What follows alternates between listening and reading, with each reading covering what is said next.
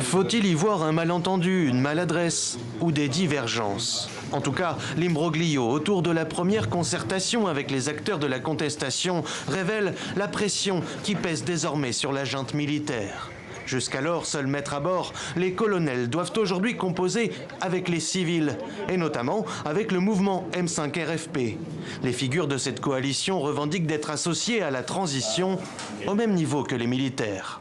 Je pense qu'il y a une certaine forme de paternalisme du M5 RFP qui se passe par rapport aux événements qui datent depuis juin. Et je pense qu'on a eu l'occasion de dire que même si le M5 RFP n'est pas responsable des événements du 18 août passé, ces événements sont quand même intervenus dans un contexte de contestation qui était porté par le M5 RFP. Donc il lui donne une certaine légitimité pour réclamer une présence dans l'après.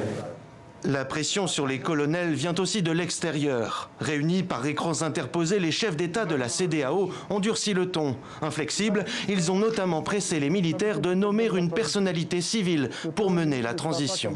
Le CNSP, s'il était présenté comme un organe de transition exécutif qui comprend toutes les sensibilités du pays, aurait eu beaucoup plus de légitimité dans la discussion avec les acteurs comme la CEDEAO ou les autres acteurs internationaux, parce que serait représentatif de la société malienne dans son ensemble. Bien accueilli par les Maliens après sa prise de pouvoir, la junte voit ses marges de manœuvre diminuer.